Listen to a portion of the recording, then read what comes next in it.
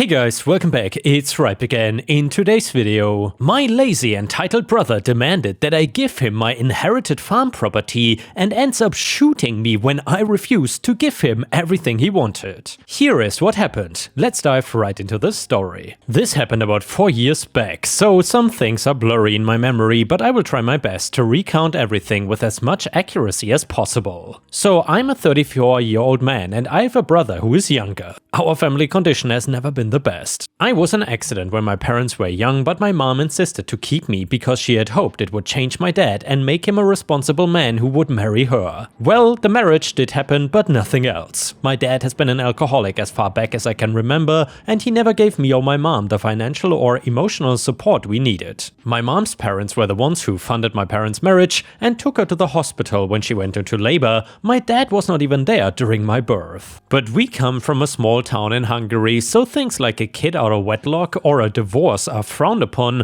and my mom had already done one of those two things. Both my parents actually, but society has a thing for only blaming mothers here. My mom's family had always supported and provided for us despite how much they despised my dad. My dad's family, on the other hand, were never present because they didn't accept my mom in the family. But then me and my mom got into an accident. Nothing major happened, but we had many bruises. I don't know why, but it made something in my dad change and he started to be a bit more responsible. Our relationship improved a little, and that's when my mom got pregnant with my little brother. We were happy at the time until a month after my brother's birth, my dad died of liver failure. My mom's family asked her to move in with them, but my dad's family intervened and wanted us and my newborn brother to stay with them. Again, because of our small town and for my mom's reputation, she stayed with the dad's family, but they were worse than my dad ever was. They didn't think of me or my mom as their family, but they dotted on my brother, which should have made me happy, but they were spoiling him in a way that wasn't good. My brother was younger than me, but never respected me and even started insulting our mom whenever he could. As soon as I could, I took my mom out of that house and moved away. My mom's family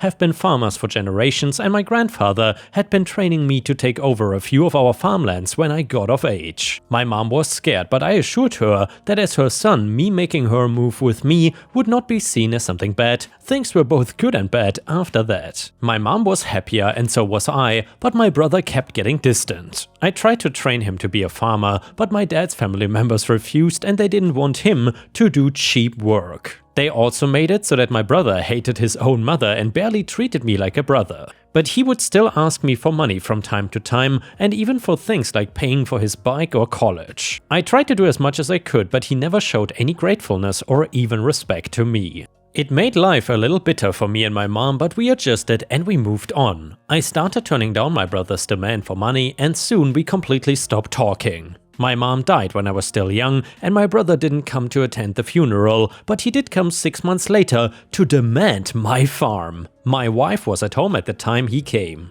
We were honestly both shocked, but I thought maybe he was regretful for this behavior towards our mom for the past decade, but nope. Mind you, my brother was young and very much unemployed, and also mind you, we did not even know he had gotten married. When I asked him that did he know our mother passed away, he said that he did know, but he was on his honeymoon, so he could not come back on time. In all my years of hearing him say crap to my mom, disrespecting me and being a complete jerk, I'd never blamed him. I only ever blamed my dad's family for bringing him up like this and putting all those words in his mouth. But at that moment I was so furious at him that if it was not for my wife calming me down, I would have slapped my brother. My wife tried to defuse the situation and asked about his wife, to which my brother replied that she was 25 and had always wanted a child, so they tried for it immediately after marriage. When I asked if she had any job, my brother said that she has a degree but did not feel like working. So then I told my brother that I also did not feel like giving him my farm that I inherited from our grandparents,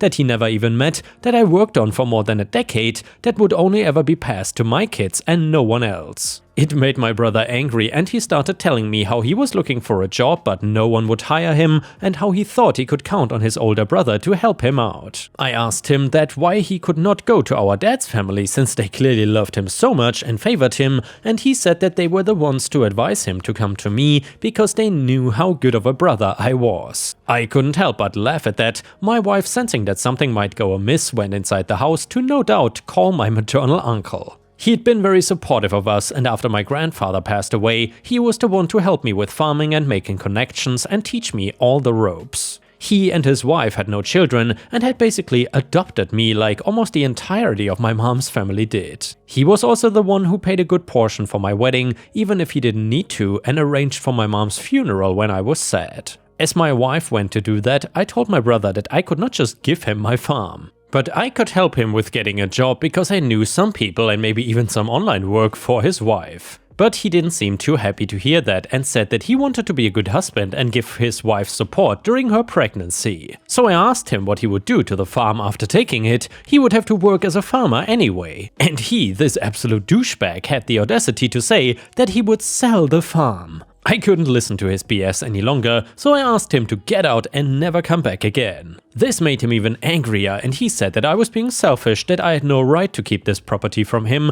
because he was also entitled to our mom's family's farm, and I absolutely lost my mind. I screamed at him, saying he had never cared for our mom, never showed up when she was in the hospital, insulted and accused her for our dad's death, and did not even come to her funeral. But now he has the guts to say that he deserved her family's property? I called him the worst son and a leech and some other things that I don't remember now. But I remember that my brother looked so insulted and humiliated, I felt a dark satisfaction at that moment to show him how it feels to be insulted by your own blood. I'd expected him to get out and never come back, but I did not expect him to take out a gun from somewhere on his body and shoot in my direction. Thankfully, his aim was off and it hit me in the hand, but the loud noise of the gun going off made my wife run out with a shovel, and when she saw me bleeding on the carpet and my brother about to take another shot, she hit him with that shovel. He fell unconscious and she immediately dialed for the police and hospital as we tried to minimize the bleeding. It took some time, but soon I was being taken into the ambulance and police took our statements and arrested my brother, who was still unconscious. I had to undergo surgery, but thankfully I was able to recover. During this time, I filed a case against my brother and court trials took place. Me and my wife testified about the incident. We also had CCTV footage of our farm to back us up here. Though it did not show my brother firing at me because the cameras were outside, it did show him coming out of his van and hiding a gun in his jacket. The same gun that was found in his hand and whose bullet was in me, proven by medical records. It was also revealed that my brother had a string of debt and criminal history that he tried to hide. The prosecutor believed that my brother had planned to sell the farm and skip town to avoid repercussions of his actions, which was also testified by me that he had plans to sell my farm. In the end, my brother was found guilty of aggravated assault with a deadly weapon and attempted grand theft due to his clear criminally motivated intentions. The judge sentenced him to 10 years in prison based on the sentencing guidelines for such offenses. My dad's family tried to bail him out, but they didn't have the money for that. They also came to me and told me how horrible of a brother I was to put my own brother behind bars and how ashamed my father would be. My uncle supported me though, because he knew I was already too mentally exhausted at that time. He and some other members of my mom's family stayed with us and dealt with anyone who came to our house. Things are better now. I know many people of the town talk about me and my family, but I don't care about that anymore. My dad's family recently moved away for reasons I don't know, but I'm happy they are away from me and my wife, because seeing how my brother behaved, I was scared for my wife and our future children's safety. And yeah, ripe stars, I really hope that OP's brother does not get out any sooner than 10 years, because that is the least I would say that he deserves. I hope OP and his wife can now live a peaceful life and they won't ever have to deal with such BS again. And the next one is an Am I the A-hole story, and it starts like this. My 28 male wife, 28 female, is estranged from her family and has been since she was a teenager. She met Eva in high school and they were inseparable, with Eva letting my wife stay over a lot as well as providing a constant source of support. And by the way, Eva was OP's wife's best friend. Anyway, I met my wife at university. Unfortunately, Eva died suddenly a year into our relationship. I'd met her a few times and she was lovely. My wife was understandably devastated. 2 years ago we married and she took my last name, which is Brown. Our baby girl is due in the spring and understandably my wife wants to honor Eva, her best friend, in her name. This is something that she has said throughout the relationship, and well, I was happy with the idea of honoring her, and we have discussed baby names throughout the relationship and pregnancy. The leading name we were tossing about was a place name that had significant memories to them. Yesterday, she came up to me and said that she had a dream about Eva, asking her to remember her by her name. She had some like this around the time Eva died, but none recently to my knowledge, and to memorialize her, our baby must be called Eva. I said absolutely no way. She said why not, and I reminded her of the historical figure Eva Braun, pronounced Brown, which is not quite correct, but anyway, wife of probably one of history's most evil figures, and reassured her that we will tell our kids about Aunt Eva and she will always be remembered. But my wife refused, saying it has to be her name. She says few will make the link to the historical character and she won't be bullied at school. She said she had fallen out with the place name, and a family member has had a baby recently with a similar name, think Brooke to Brooklyn. I suggested things to do with Eva, such as her birthstone or honoring her through a middle name, or even names that had Eve or Eva in it, anything but Eva itself. She started crying and said that she won't name the baby anything else, and it's the ultimate way Eva can live on. I said it's a crappy situation, and if we had literally any other surname we would, but I literally can't. Not only am I extremely morally opposed, I work in a field where if there was wind that I named my child Eva Braun, my work could be at risk. She is saying I'm making excuses and not supporting her, as she is putting in a lot of effort to having this baby. This resulted in a fight, and now I am on the couch for the second night now. Some of our friends are saying that I'm being dramatic, but my sister, the mother of Brooke, is telling me that if she continues to register the baby without her. To be honest, I'm leaning that way. If she continues not to compromise, I'm really not sure what to do, so am I the a-hole for not wanting to name my baby Eva? And yeah, ripe stars, let me know what you think about this one in the comments. And in my opinion, I'm not exactly sure if I would call OP the a-hole, but then again, for someone that comes from that part of the world, there's a difference between the English brown and the more German Braun. So I mean, it sounds similar, but it's definitely not exactly the same, and especially not on paper.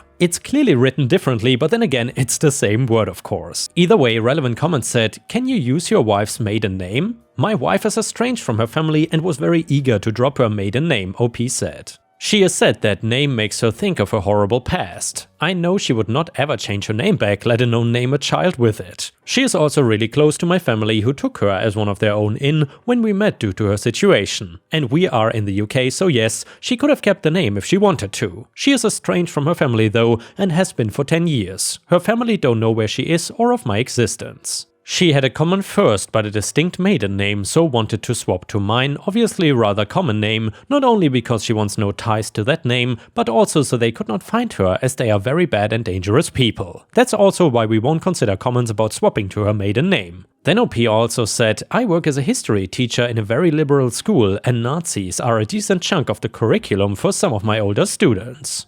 Not that I would share my personal life in depth to the students, my colleagues in SMT would definitely ask about it. I hope to rise the ranks at this school, so I don't want to affect that. I also have a cousin who is one of my older students, so there's a risk of students and de facto parents finding out my baby's name that way if her friends ask. Braun is pronounced brown in German, so people who know history will know. And by the way, yes, I'm based in the UK and I teach the Nazis in my syllabus. While my German is very basic and picked up from a couple of weeks traveling plus some of the vocabulary I've come across in my job, I thought Braun was pronounced with a similar au sound to Hauptmann or Augen. Correct me if I'm wrong, just curious. Update to the story, well, soon after posting I called up Eva's sister Rose, as my wife Lou is really close to her, and explained the situation. I know I shouldn't get people involved in marital matters, but Rose's opinion really matters to Lou, especially when Eva is involved. Rose agreed with me that naming a daughter Eva Braun should be harmful, and she mentioned something that we believe to be a game changer. One thing you must know about the late Eva, dear reader, was that she was a writer. She kept journals which her sister held onto after her death. In one of these journals was a baby name list where she gave 5 names for a girl and 5 names for a boy. Rose held onto these names when she was having children. One of her sons is named the top boy name. However, she is done now and wants to give it to my wife. We believed we have to introduce this carefully, so we launched a game plan. The next day I sat down with Lou and said on no uncertain terms would our daughter be called Eva. Brown is the only surname we have, and Eva is not something I would feel comfortable pairing with it. As I mentioned in my comments, my wife is estranged from her family and often jokes that we got married so young at 22 so she could get rid of her maiden name. She agreed that our child will take our married name, but continued to stress about forgetting Eva. I also mentioned that by naming a child Eva, you would be pressuring that child to live on for dead Eva, and that's a big burden for young shoulders. My cousin was named after a dead relative, and my grandparents often compared him to that relative, and that's not something I want for my own child. That seemed to resonate, and she admitted that pregnancy was bringing up old feelings, as she and Eva always said that they would be pregnant together. I suggested therapy, and she started therapy last week. I then talked about mine and Rose's conversation, and she was very interested. We agreed that it would be lovely giving Eva the opportunity to name a child, knowing it was something she was seemingly passionate about, and have narrowed it down between 2 of the 5 girl names. Turns out the girl had taste. Being able to discuss baby names and thinking about our daughter as her own person has been a blessing, and I can see my wife is on the mends. I think this will be the only update, and I cannot wait to meet my daughter. Thank you all for your help. And here, Ripe Stars, I gotta say, OP made some very good arguments here, especially the one that he is actually a school teacher, even teaching history, so what he says makes a lot of sense. Also, what really resonated with me was that pressuring the child to live on for the dead friend is really an unnecessary burden for a young kid. Anyway, as I said, let me know what you think about it in the comments. And the next one is titled, "My Neighbor is a Total Liar." This story takes place a few years ago and still makes me laugh. I'm a math teacher at a really high-class only ladies school. There we have a dress code, very formal, which is strange since we are in a beach city on a tropical county. Our principal, also the owner, wants to implement the model that he saw at a school in London, and luckily he put ACs in all the rooms so we don't die. The worst thing about the school is definitely Karen. I don't have to work with her as much as other teachers, but when I have to, she is a real pain in the butt. She is entitled, stubborn, and it's impossible to have a normal conversation with her. Also, she always makes the simplest things way more complicated, and I suspect that she earns something on the side with that. I never said anything because, unlike my wife, I'm a really non-confrontational person, and I'm also afraid of her position with the owner. December comes and the owner invites all of the employees to a party at his mansion. It was a pool party in the middle of summer. Needless to say that no one was gonna dress formally. I arrived to the party with my wife and we proceeded to greet everyone. As expected, no formal clothes in sight. I introduced my wife to a few people who did not know her, and everything was nice until Karen arrives. Karen arrives with her daughter Lucy, who was our best student that year. The same year that she graduated, she was going to a very prestigious medicine college. Every single one of us was proud of her, and Karen made sure that the world knew how big of a genius her daughter was. Lucy was dressed in a cute sundress and bring a bag with, I assumed was her swimsuit, but Karen on the other hand was wearing something really inappropriate. A very fancy beige dress with shining jewelry and a lot of makeup. She first looked at us with a look that says, "The star of the show is here," but quickly faded out as she noticed that everyone was dressed casually. In this moment, my wife was near the pool talking to a colleague of mine, and I was in the grill with the owner. They, Karen and Lucy, greeted everyone and part ways as most of the ladies were gonna wear their swimsuits inside the house. A few men decided to take their shirts off and jump in the pool while others didn't. Me, owner, and another friend kept working on the grill. Karen proceeds to walk to us. I forgot to mention that she is the owner's niece and works at the school looking for and getting excursions and field trips. So the conversation starts. Karen, "Well, looks like I'm the only one with some sense here." Owner, "I told you it was a pool party." "Well, I thought it was one of your parties, it was expected from us." Looking at me and friend, "To have some class." Owner, "Let's see how long you endure this weather in your dress." Karen stomps off to the restroom. A few minutes later, the ladies came back all looking incredible, especially my wife in her black bikini showing off all her tattoos. She drew a little attention and she loved it. Wife and Lucy were chatting in the poolside while others ate the food or played in the pool.